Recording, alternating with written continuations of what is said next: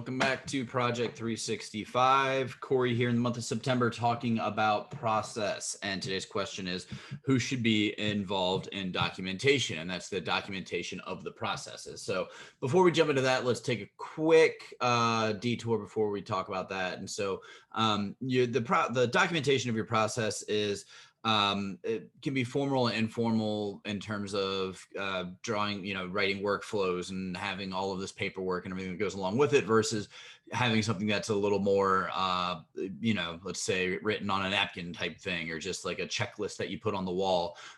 So those processes, it's really up to you in terms of what's the best way for you and your team to consume it.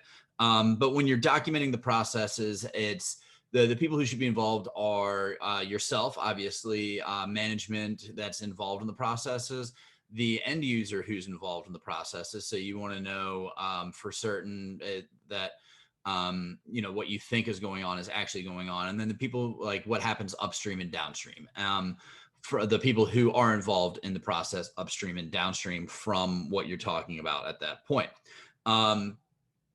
So a cool way to do this is to get everybody kind of in a room, start walking through the process. So when you first initially draw out the process, it could be just you and, let's say, a manager or whoever's involved. You draw it out, you say, here's what we think is going on. All right, cool. And then you present it to everybody else and let everybody else analyze what's going on, because what they think is going on might not actually be what's going on. And then having those people who are upstream and downstream from those processes is very helpful, because they get to see where the handoffs are, and it helps create some transparency in your business so that everybody knows what's going on and why something might take a while, or why certain things happen a certain way in the business. And it could help improve efficiencies just because you have other people there who say, oh, you're doing X, Y, and Z. You don't need to do that because we're going to do it again anyways down here. So, you can cut out some time somewhere, somewhere in the process, whatever it is.